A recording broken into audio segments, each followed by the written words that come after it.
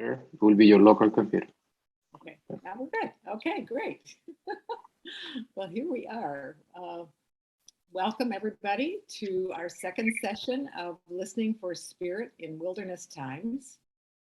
Tonight is Listening for God, Cultivating Silence. And we'll start again with our two brief rituals of lighting a candle and a minute of silence. So first I'm going to light the candle as a reminder of the light in the world. Even when it's dark out, and the times seem very dark, there's still light. And this is one of the reminders of that for all of us. And unfortunately, my matches didn't work. So let's try this match. I'm old-fashioned, so do matches. So there we are, I have my candle lit.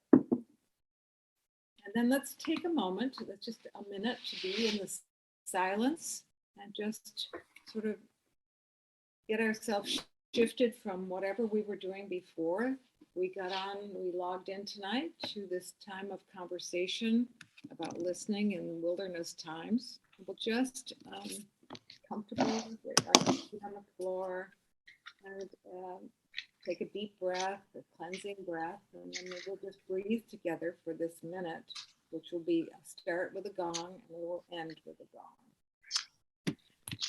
Start right now. Come on.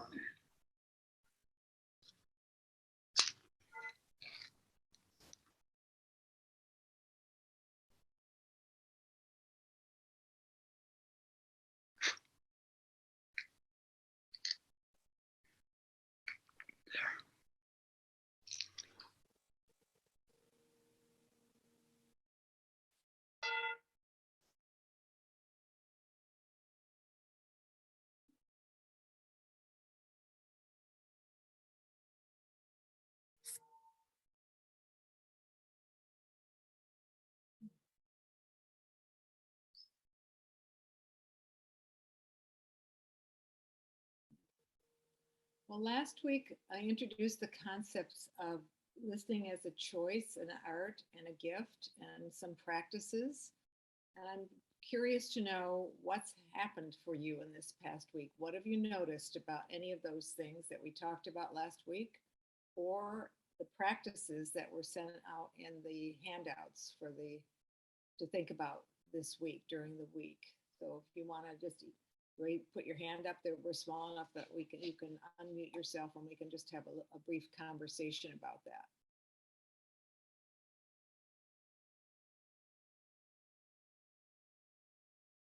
Anybody do the practices? Kim, Vicki, sorry, Vicki. Hi, yes, I did. And one of the first question that you posed was what happened when I chose to listen. And so my whole being became part of the process. And I can't say no idle chatter in my brain, but the chatter went down significantly. And it was like a full body experience. It was really powerful. Wonderful, thank you. Anybody else have an experience? Yeah, Lori? I found it very beneficial to notice when I felt listened to and when I had put myself in the space of being a listening presence. And that all by itself really increased the value of the dialogue. And then additionally, on Saturday during your session, I found myself already drawn into listening to this voice inside.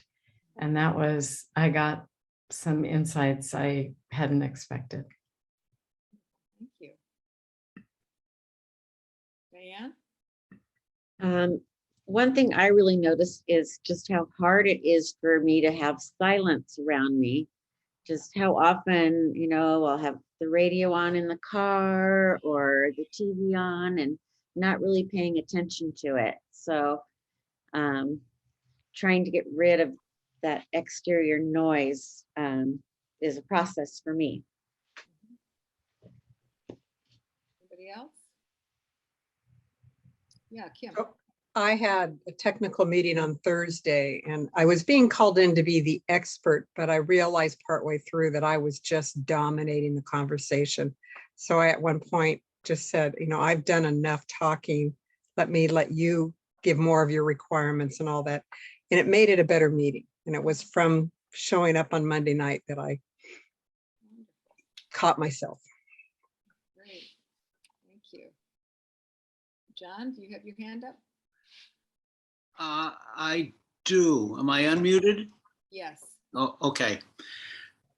This is a situation where it got to me very clearly that I wasn't listening very well. For the past times we've been in church, I've been sitting in the front pew deliberately and trying very hard to listen to Jane and wanting to listen to Jane's sermon. I mean, you know why. And then this week I was up with the choir, and it was so hard to keep attentive to what she was saying, because I was worried about what we were going to sing next and what was happening next, and it is so hard to listen if there are things that you have to be thinking about. And that's probably not a surprise to anybody. It certainly wasn't really a surprise for me, but it was astonishing how hard it was to attend.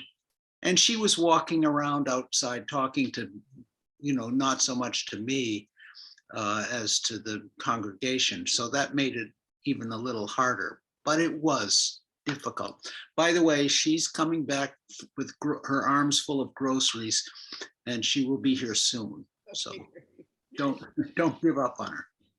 Thank you. In fact, I hear the door opening even now as we speak. Oh, that's great. Well, it's just that I think what I'm understanding, what I get from what you're all saying is that there's an increased awareness of the various aspects of listening, and that's wonderful too, because that's part of the learning from this course is to be aware of these things. It's a huge aspect of listening, is to be awareness. So we're going to tonight move on. That we now know that listening is an art and a choice and a gift. And we discussed the value of practices as well last week. So now we can engage in more practices, the cultivating silence and slowing down to reflect and becoming a listening presence.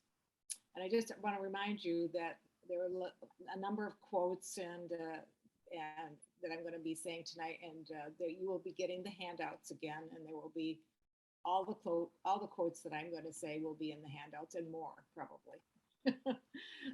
So today we're going to explore the practice of silence. And there are two words in Latin that indicate silence. One is quies, which means quiet or silence, maybe rest. And the other one is silentium, which is a state of mind. It's more like an attitude towards a consciousness of others and a consciousness of God. There's a stillness in that. So quies is noticing sometimes your physical environment and seeking quiet times and places. And then silentium is this foundational quality of the practice that leads to deep listening. And both of them are important when it comes to sacred listening. Because really, there's no listening without silence. And yet silence is often so hard to come by in our culture. We're inundated with noise all the time. And we are not easy with silence either. So, we have radios and televisions and CDs, and we have them on in the background, even though we're not really listening to them. And almost every public environment that you go into is wired for sound one way or another. And think about the last time someone asked for a minute of silence when you were at a public gathering. Chances are that minute of silence actually lasted about 15 seconds, because most of us become really uncomfortable after about 15 seconds of silence in large gatherings, and you'll hear people shuffling their feet or clearing their throat or something.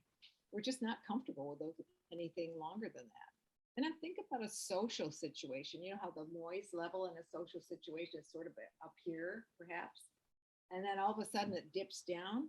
And it's like we just are so uncomfortable with that silence that somebody will say something very quickly just in order to not have that silence anymore. So we don't know how to respond to quiet and silence, and we kind of worry about what will happen. We're a little bit nervous about silence, and yet there's a richness to silence, and it is out of that silence that we can really listen to another person. So quieting the mind is essential to good listening. And one of the first parts of this the practice of cultivating silence is to just take time to be quiet and to simply be. We're so used to busy running around doing things. And this practice is to stop doing for a moment, just to be quiet, to be still, to take a break from whatever we've got on our plates for that day. And there's a quote by David Steindl-Rast, and he says, "We're not used to silence. Without silence, there will be no listening. We need to renew our friendship with silence." And secondly, we've already, Diane, you already mentioned this already tonight. Notice how much noise there is in your life. Notice all the external distractions. And the simple task of creating this awareness can inform you on ways to incorporate silence. So we need to practice being silent. We're so not used to it. And one of the best ways to do it is in just 1 minute a day. We already did a minute tonight here. And 1 minute a day can really make a difference. And just listen in that minute. Notice what you hear. It's interesting to note how unconscious we are of what's going on around us until we deliberately pay attention by taking this minute of silence.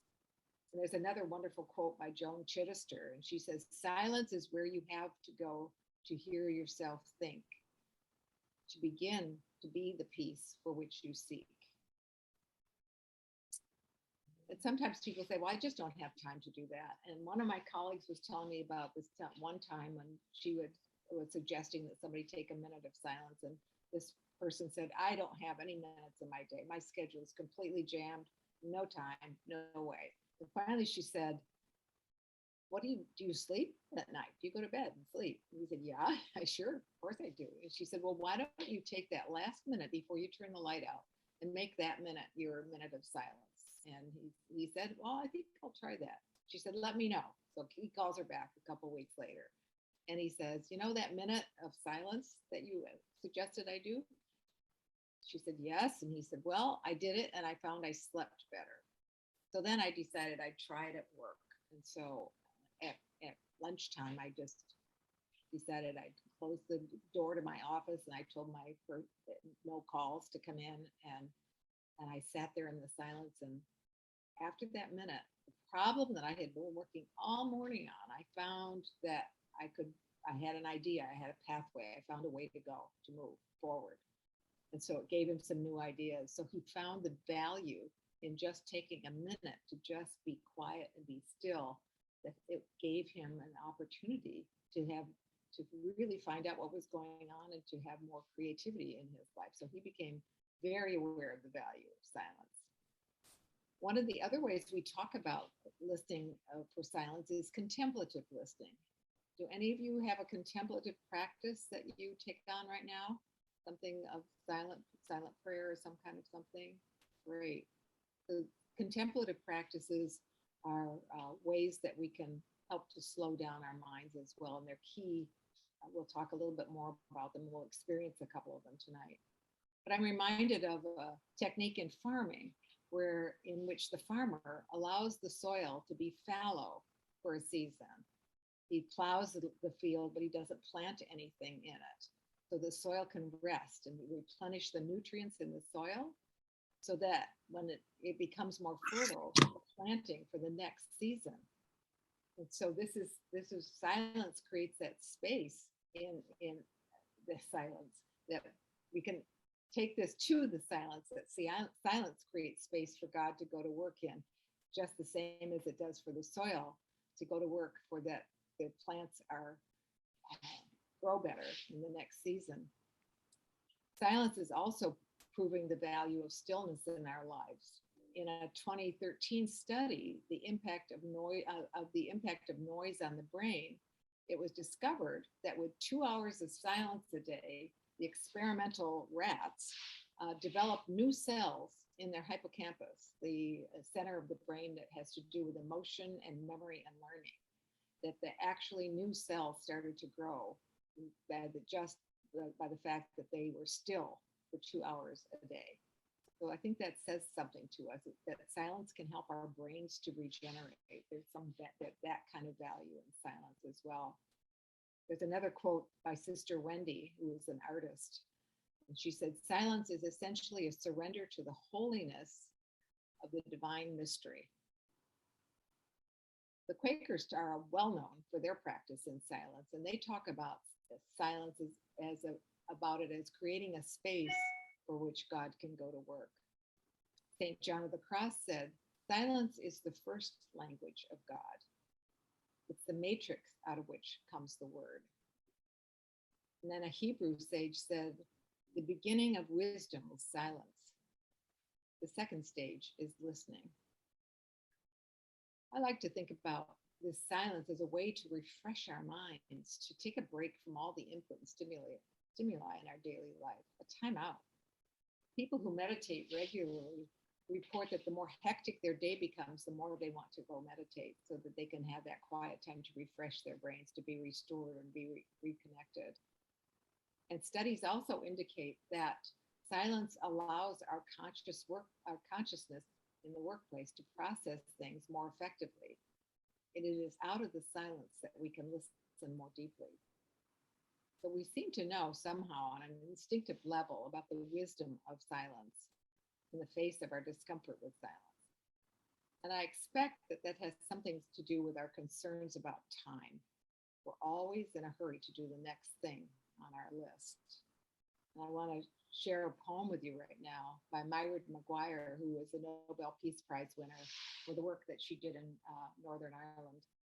And she says this, she says, take time to listen to the birds, the winds, the waves.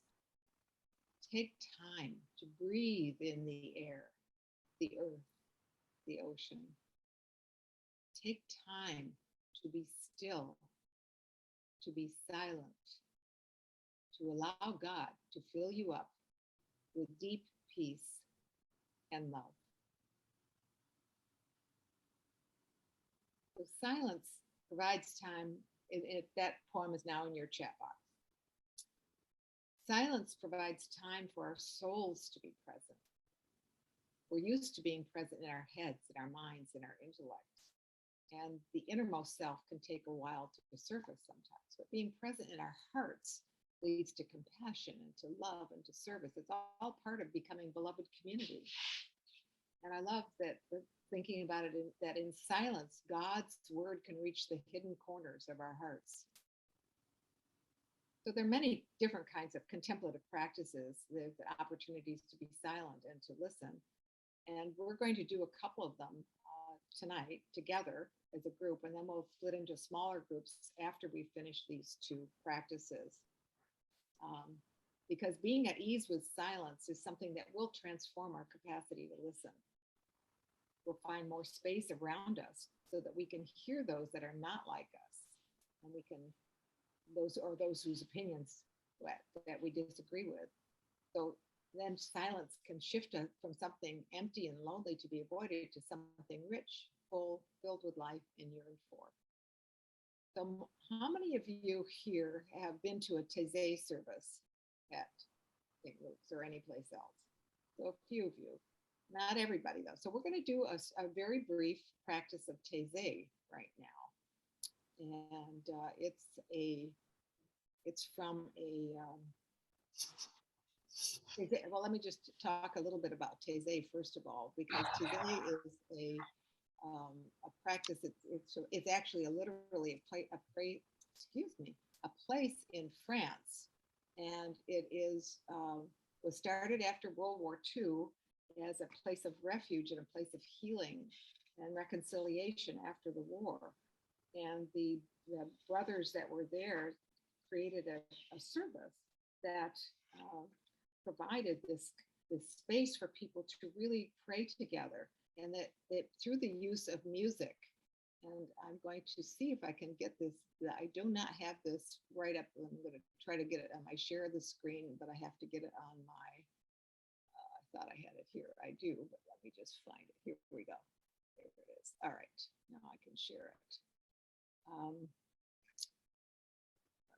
sorry, and my technical ability is not always brilliant. See if I can get it again. It's got to get back to share screen now. Here, this. There we go. And the words on this one is fill my heart with your peace. You alone are holy. Fill my heart with your peace. Alleluia.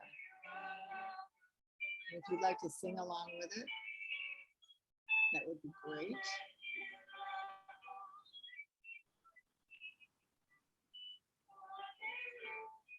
You hear it?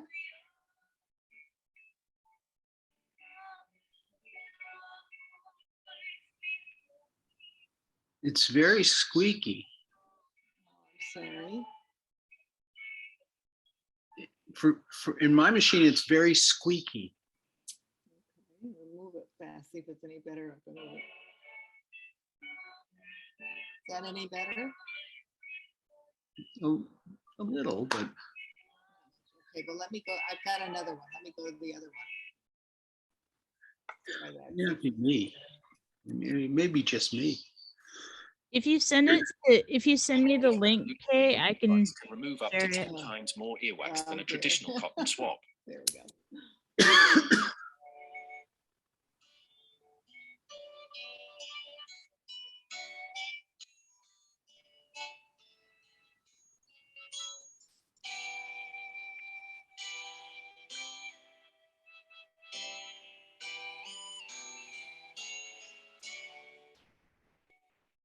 Come and fill our hearts with your peace. You alone, O Lord, are holy. Come and fill our hearts with your peace. Alleluia. Come and fill our hearts with your peace. You alone, O Lord, are holy. Come and fill our hearts with your peace. Alleluia. Come and fill our hearts with your peace. You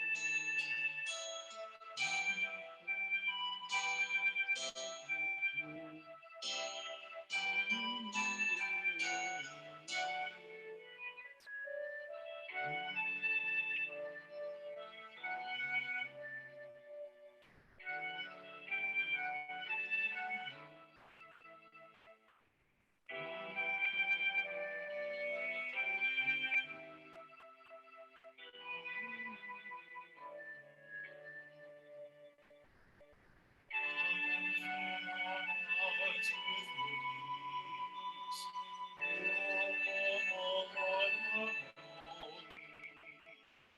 Come fill our hearts with your peace. Alleluia.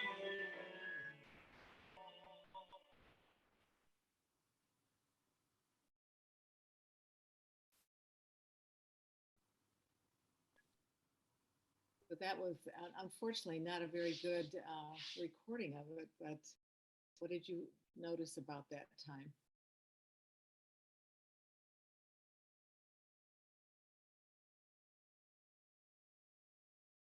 What was it like for you?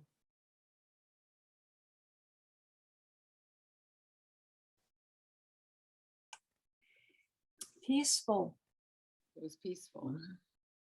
Yeah. many times people say that they don't realize how tense they are until there's something like this, that this is a way to bring a quietness into their consciousness, and then they start feeling more peaceful. Anything else? Lori, did you have It seems like it just, the repetition soaks in to me until the words are more real. and Diane? Well, during today's service, I noticed that I don't have to think as hard because the words are there for me and I can just kind of experience it. It's a wonderful way to lead into a stiller place, a place of more stillness. To have for many people, there are occasionally people. A lot of times, musicians. This does not work for musicians because they get involved in the technical aspect of the performance, and it's difficult for them to let go of that and to be with the taizé. So something like, or chanting of any sort. So it does. Everybody will find, I think, a particular form of contemplation that works best for them. And my invitation to you is to just try out a few. So taizé is one, and we'll talk about some other ones in a little bit. But we're going to do right now, we're going to do the centering prayer, and which is a prayer of silence, and we're going to do it for longer than just a minute. But again, centering prayer is an ancient way of praying. It's an old. It started many, many centuries ago, and I expect this is probably what Jesus was doing, a form of what we now call centering prayer, when he was praying to God all the time and talking to God, listening to God. And the prayer is a very simple one. It's a prayer of intention, and it's a prayer of intending to be in the presence of the divine, of God, to be with God. And the guidelines for this, if Mackenzie can, there we go. Can you get it up on there?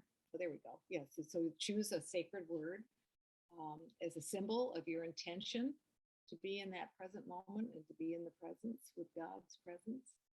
And just sit comfortably. And if you can, with your eyes closed, or if not with the eyes closed, just lower your lids somewhat and settle briefly and silently. And as you introduce the sacred word as a symbol of your intention to be and your consent to be in God's presence. And when you're in this space, if anything that you become aware of, whether it's a thought or a feeling, a sound, a sensation, whatever you become aware of, just use the word to reintroduce yourself to the intention that you have of being in God's presence. And it's not like a mantra. You don't say the word all the time. It's just when you become aware of anything, just gently reintroduce that word so that you have something to point yourself back toward that intention of stillness and quietness. It's like this in the guidelines, it says return ever so gently. And one of my teachers was Basil Pennington, and he said, think of it like it's a snowflake just gently falling down, or a cotton ball. That's how you not a baseball bat, introduce it like that. Very gently reintroduce that word. And so we will do 10 minutes of silence right now. And you'll hear the gong that we've had before. And then at the end of that 10 minutes, and I invite you to really see if there's any external noise around you now, you can turn it off if that's possible, and mute yourself while you're here so that it will be silent for everybody, and just be in that still, quiet place for this next 10 minutes. So take a breath.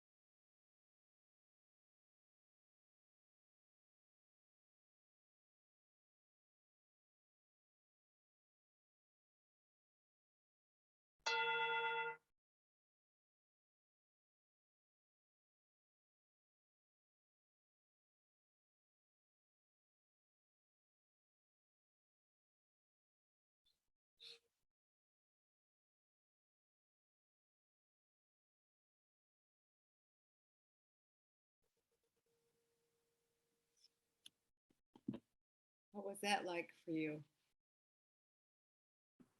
What did you notice about that experience?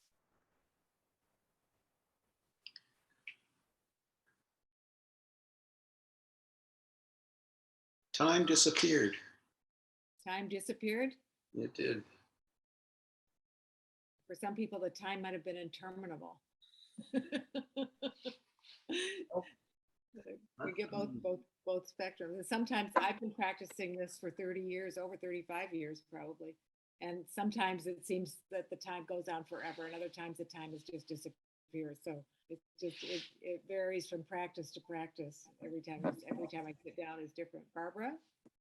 I was surprised. I thought it would be forever. And it went just like that. So you had wonderful experiences of that having that happen. It's a way of just centering oneself. That's why it's called centering prayer, because some of the monks who started popularizing it in the 70s had a workshop, and one of the people said that's a very centering prayer, and so that's why we talk about it as centering prayer now. But it grounds you. And sometimes you don't notice it right away, and sometimes you do. But it's a really wonderful way to practice letting go. The guideline of letting go of the thoughts, because the thoughts keep coming. Like we said last week, our attention span is 8 seconds. And the thoughts are going to keep coming, probably at 8-second intervals.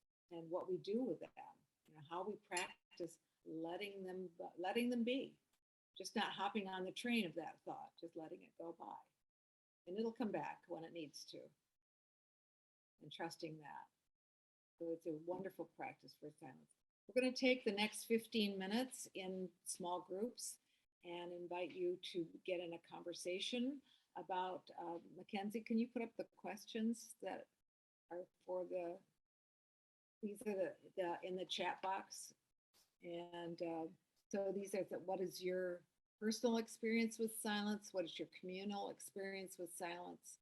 What makes you comfortable or uncomfortable with silence? And what new insight about silence have you had and about the role of silence through last week and this week and these experiences that we've done tonight? So those are the questions to talk about. And you'll only have 15 minutes, so make sure that everybody gets a chance to speak. So do not only speak once before everybody gets to speak. Don't wait your turn again.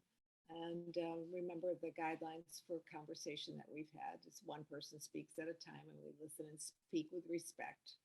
And we honor confidentiality in our conversations, and speak for yourself. So we can go. Antonia, are you breaking us up into the small groups tonight? Is he? Okay. Of 4 people in a group or 3? You could do that for us. And give a 5-minute warning. That would be wonderful.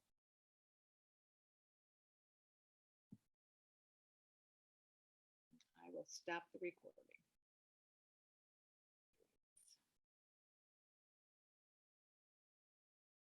Oh, pause. You can pause it. There we go. Getting smarter every week. We're figuring this thing out. Oh, so what insight came there? Is there anything that wants to be shared with all of us that came up in your small group?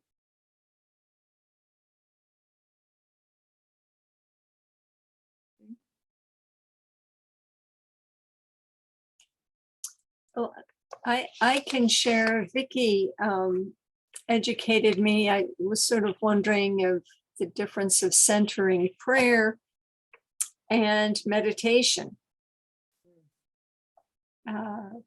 And as Vicki put it, Vicki, correct me if I'm wrong, but during centering prayer, you're really inviting the divine to come in. So you're in relationship with this much bigger, with the divine or God, whatever term people like to use.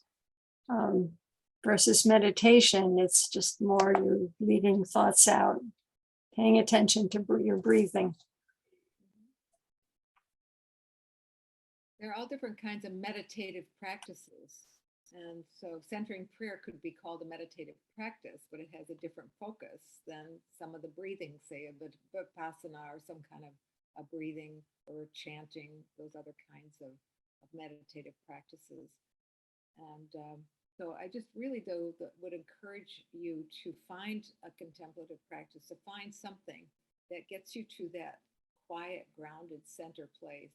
Because, it could be music, it could be, some people do walking meditation, very slow walking. The labyrinth is a form of meditation. Saying the rosary can be a form of meditation or contemplation. And just the main thing is to just do it on a regular basis. And if you start with 1 minute a day, that's fine. Just do 1 minute a day, but just start with something just to get that, exercise that muscle of silence and being comfortable with the silence. Get in that place where you can, that moments of silence are easier, that they are something that become something that you are rich and full of meaning for yourself rather than something to be avoided. Because as I said at the beginning, in our culture, sometimes silence is to be avoided. People do not like to be in silence. So this is an opportunity to become comfortable with silence. When you're in a conversation, silence is a really important part of a conversation because you can't speak and listen at the same time. So if you're thinking about something else, you're really not listening to the other person. So it's important to get comfortable with silence. And there's in your handouts that will come out, there's the guidelines to centering prayer. There's another handout in there, and it's called Mini Retreats. And a friend of mine wrote this book on 20-minute retreats or mini retreats. And it's another way to connect with silence. And it's throughout the course of your day. Find there are little moments during the course of a day when you can just take time out to listen to God and listen to Spirit, whether it's just a slowing down of when you sit down in a chair or when just before you get up again, just to take that moment to just be intentional about being in that silence, being in that presence. And it's a way to explore your inner life. Many people find that it helps to set aside some kind of space in your home, whether it's a chair or a corner of a room or any kind of place where you can have it as your place to sit down and be silent and pray. Whether it could be a window seat, it could be a windowsill, it could be a cupboard, it could be the top of a dresser. You can, put something on make an altar of some sort, so that it can just be someplace where it's your sacred space for silence.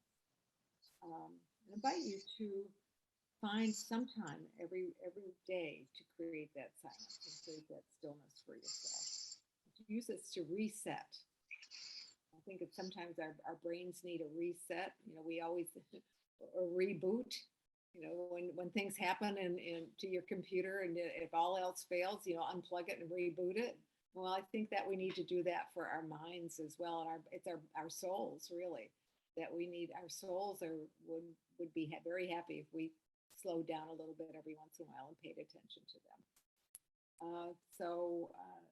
Are there any comments and questions before we close off for tonight? And a couple other things I'll have to say.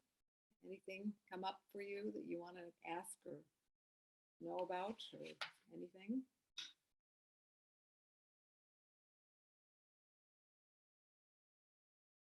Well, I encourage you again to learn to find some time every day to be in the silence, to make that part of your daily practice, to exercise that muscle.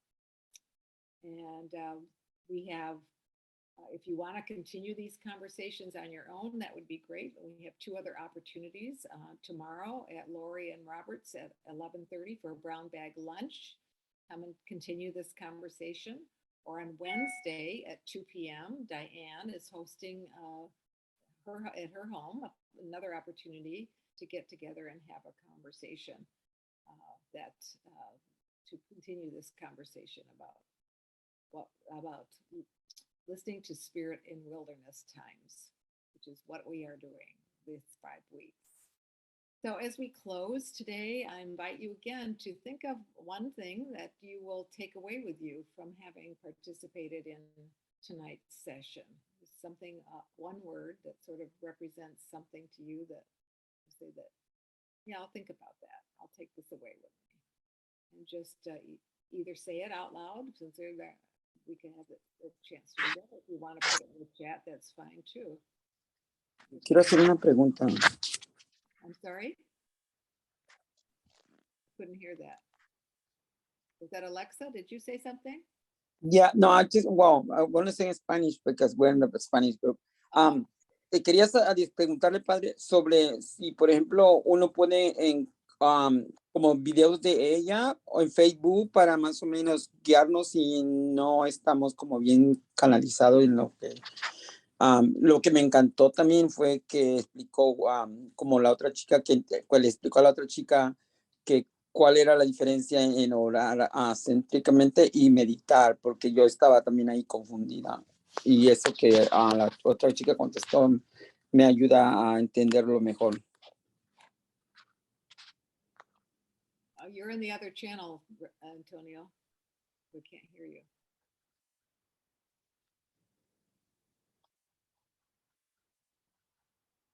Not giving us your translation. I know. So I think I have to get out of there, but because we're finishing, right? So what Alexa was asking was if there were additional resources like YouTube videos that she could follow, right, to continue to learn about these practices. And she said for her, it was very, very good to have the clarification between centering prayer and meditation because she didn't know the difference, right? So she's asking about additional resources. Oh, the handouts, unfortunately, they're in English. I you know, because there's that whole summary in the handouts. I don't have any, I can't think of any videos right offhand, but if I do, I'll let you know. And I can do it in English. I can read it, you know, I'll just read it. And Okay, there's some handouts you'll get in an email. Okay, There's thank some you. things in there that might help. Thank you. Yeah, come back again and we'll talk some more. Yeah. Okay, so I'm going to, if anybody else have any questions or anything they want to say before we close off tonight? Oh, you see the connection, stillness, listen, any other words that anybody will take away with them? Spaciousness? Anything else? Anybody wants to say? Okay, we'll invite you to take your candle if you have it. Oh, the wax blew this one out. That was really handy. And blow out your candles and take the light with you. And then we'll meet again next week. And the topic next week is listening to self, slowing down to reflect. So thank you very much for being here. Thank you for your listening. See you tomorrow. Thank you. Thank you all. Thank you.